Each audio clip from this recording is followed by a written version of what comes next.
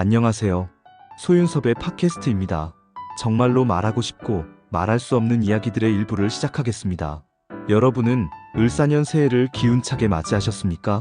아쉽게도 소윤섭의 팟캐스트는 그렇지 못하였습니다. 한국 사회가 혼란하면 혼란할수록 우리 같은 사람들은 힘들어지기 때문이죠. 4차원 생활을 거부하거나 처벌하고자 하는 사람들은 혼란스러운 한국 사회를 마주할 때마다 매우 힘들어집니다. 한국 사회가 죽느냐 사느냐로 나뉘어지는 시기에서는 자신들을 위하는 사람들을 무조건 귀하게 대접하기에 사이비 종교단체의 4차원 생활이 가장 선호하거나 기다리는 시기이기도 하지요. 한국 사회에서 사이비 종교단체의 4차원 생활이 확산되고 자리잡은 원인이기도 합니다. 21세기의 한국 사회는 5대 정부의 고도 갈등과 사분오열이 그 중심에 있다고 할 수 있지요. 여러분은 대한민국의 오늘날이 민주화 사회라고 자신할 수 있겠습니까? 소윤섭의 팟캐스트는 민주화 사회를 빙자한 권력 투쟁의 한국 사회가 되었다고 생각하지요.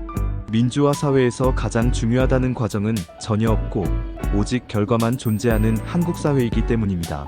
과정의 상황이란 사전의 위기를 예측하고 위험을 예방하는 시스템이 사회적으로 존재한다는 것이죠.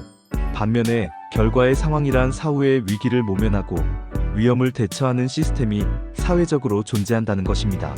선진시민의식의 선진국은 사전적 시스템이 절대적이다면 한국 사회는 사후적 시스템이 절대적이지요. 한국 사회는 단 한 번도 사전적 시스템을 작동해 본 적이 없습니다. 한국 사회의 모든 상황들은 사후적 시스템으로 작동하고 있지요. 한국 사회가 그나마 다행스러운 것은 사후적 시스템이라도 작동하고 있다는 것입니다. 한국 사회는 왜 사후적 시스템을 가지게 되었을까요? 한국 사회의 위기와 위험을 사회 지도층이 사전에 앞장서서 해결하지 못하고 일반 국민이 사후에 앞장서서 해결하기에 그렇습니다. 선진시민의식의 선진국은 사회 지도층이 솔선수범으로 앞장섰기에 그 계승을 일반 국민에게도 전승하였고 솔선수범으로 나서는 사전적 시스템을 가지게 되었지요. 반면에 한국 사회는 사회 지도층의 솔선수범이 아닌 일반 국민의 위기의식으로 앞장섰기에 그 계승을 일반 국민에게 전승되었더라도 일반 국민은 위기의식의 사후적 시스템에 안주하게 되었습니다. 혹자는 일반 국민의 위기의식으로 해결하더라도 괜찮다고 하겠지만 그렇지 않습니다. 사회 지도층은 한국 사회의 권력과 돈 그리고 출세와 생계의 대부분을 다루고 관여하기 때문에 사회 지도층의 솔선수범은 가장 필요하지요. 사회 지도층의 솔선수범 없이는 선진시민의식의 선진국으로 올라서기가 어렵습니다. 사회 지도층의 솔선수범이 있어야만 일반 국민이 자국사회를 선진시민의식의 선진국으로 올려놓게 되는 것이지요. 일반 국민으로만 선진시민의식의 선진국은 될 수 없다는 것입니다. 일반 국민이 사회 지도층으로 성장하여서 솔선수범을 이루어 놓는다면 몰라도 현재의 사회 지도층이 솔선수범의 기반을 이루어 놓았느냐가 사전적 시스템의 지표가 되는 것이지요. 사회 지도층과 일반 국민은 제각각 따로 되어 있는 것이 아닌 상호보완적이라고 말하게 됩니다. 대한민국은 사후적 대처를 너무나 잘한다고 자타가 인정하더라도 한국 사회가 무너져 버렸거나 아까운 생명을 잃고 나서 잘한다고 하면 뭐 하겠습니까? 한국 사회가 이왕이면 사전적 시스템으로 가야겠지요. 민주화 운동을 하였던 일반 국민이 오늘날의 한국 사회에서 사회 지도층으로 우뚝 섰다면 한국 사회를 솔선수범으로 바꿔놓아야 합니다. 민주화 인사가 젊었을 때 사회 지도층의 솔선수범을 그토록 간절하게 생각하였다면 사회 지도층으로 들어선 오늘날의 민주화 인사는 한국 사회를 바꿔주어야 합니다. 오늘날의 사회 지도층은 사전적 시스템을 한 국민이 가질 수 있도록 권력 투쟁의 진흙탕에서 이제는 벗어나야 하지요. 21세기의 한국 사회는 청렴과 책임을 실현하는 사람들이 사라지고 있다는 것을 간과하여서는 안 됩니다.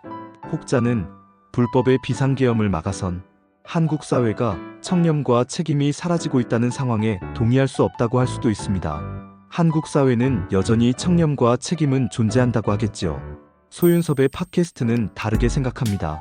21세기로 들어선 한국 사회는 사이비 종교단체의 4차원 생활이 사회적으로 확산되었지요. 그 초창기부터 오늘날까지 형편없는 4차원 생활을 거부하는 사람들은 어떻게 되었습니까? 오늘날에 와서는 형편없는 4차원 생활이 명확하게 잘못되어 있다는 것을 확인하였지요. 하지만 초창기의 한국 사회는 형편없는 4차원 생활의 사실과 진실을 전혀 모르면서도 함께 해야만 한다고 하였거나 어쩔 수 없이 해야만 한다고 잘못된 4차원 생활을 암묵적으로 허용하였습니다.